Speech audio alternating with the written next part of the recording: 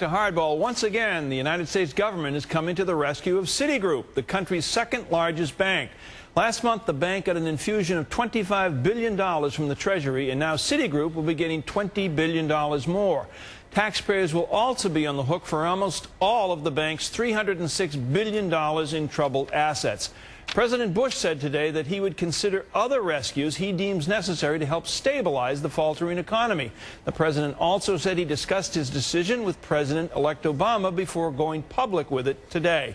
For more on the political implications of the Citigroup bailout and others yet to come, we turn to our strategist, Republican Todd Harris and Democrat Steve McMahon. Now, gentlemen, I don't want you to getting in a fist fight over this, but I'm going to start with you, Steve, first. And my question is there a tipping point here? At some point, does Congress, both Republican and Democrat, say, enough's enough, we don't have this kind of money? Steve. I think there is a tipping point. We obviously haven't reached it yet, and Senator-elect or President-elect Obama is now looking for a great big package, which I think he's wisely trying to get done, not in his first 100 days, but in his first 30 days, because the more people pick at this thing, the more they're going to find fault with it. And I think, at some point, there is a tipping point, but we obviously haven't reached it yet. Steve? Todd? That was Steve. No, I agree with Steve, absolutely. I think that it's important as we talk about Citigroup, we talk about some of these other bailouts, though we have to put all of this into the larger and, frankly, far scarier context, which is, there's a brand new analysis, Mike, out today from Bloomberg News that shows that if you total up the amount in guarantees, direct bailout money, and loans that have been pumped into the financial services industry, 7.4 trillion with a T dollars. That's $24,000 for every single man, woman, and child in this country. And we really, as taxpayers, that's our money. We really don't know where a lot of that money is being spent. So when you talk about a tipping point, I think one of the things that will cause at least Republicans to reach that tipping point an awful lot faster than they otherwise would is if there's a real lack of transparency in terms of how this money is being spent and where it's going. Yeah, Todd, I mean, never mind where it's being spent. I mean, do you ever stop to think, where is it coming from? Yeah, well, China. Yeah, well, it's coming from China, but when you talk about tipping points, for Democrats, I think the tipping point is going to be if they continue to bail out Wall Street and they don't do what Barack Obama was talking about today, which is to try to make this economic aid package work a little bit harder for Main Street, there's going to be a tipping point in Congress among Democrats. And if they don't ask these CEOs who are coming hat in hand asking for taxpayer money in the billions and billions of dollars to control their own salaries, then I think there's going to be a tipping point. The president of Citigroup shouldn't be making any more money than the President of the United States of America. And if he is, taxpayers have every reason to be upset.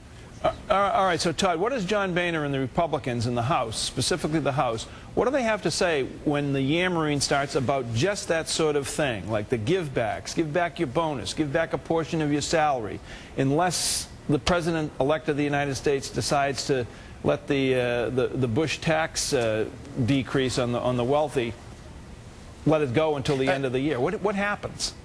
Well, and I do think having, President-elect Obama saying that he would likely either defer or not phase out President Bush's tax cuts sooner than he otherwise might have. I think that that's a positive step as far as reaching out for Republicans. The other thing that I think Republicans are going to want to hear, Chuck Todd made a great point on Meet the Press the other day when he talked about how they brought in the heads of the big three and raked them over the coals in front of Congress, rightly so the other day, but missing from that table was the head of the United Auto Workers Union.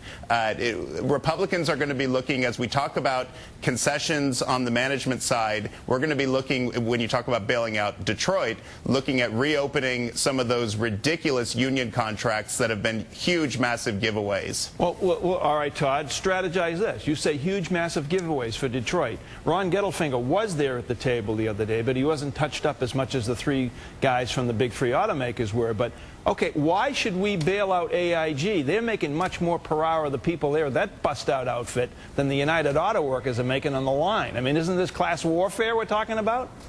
No, I don't think that this is class warfare. I mean, you talk about a company like AIG or a company like Citigroup, and there was bipartisan consensus that they were simply too big to allow to fail. Now, you haven't heard, at least I'm not aware of any Republicans saying, no, you've got to protect the AIG management or you've got to protect the Citigroup management. If they need to be hung out to dry, then let them hang them out to dry. But when you talk about some of these union contracts that are really crippling the big three, it's not just that they made bad cars or that they made cars that used a lot of gas. They certainly did, although their cars are a lot better now.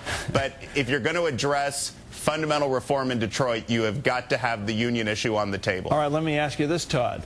Who designed the cars? Did the UAW design these cars that nobody wants to buy?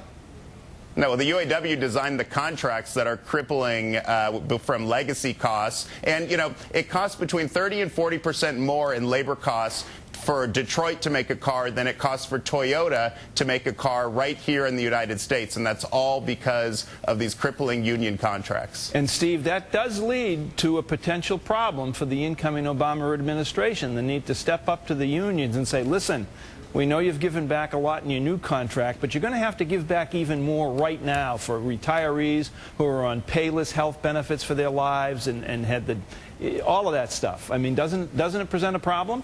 Well, it presents a challenge, but I don't think it presents a problem. I mean, basically, the wealthy in this country have feasted at the banquet table of lower taxes, and the middle class has paid the bill.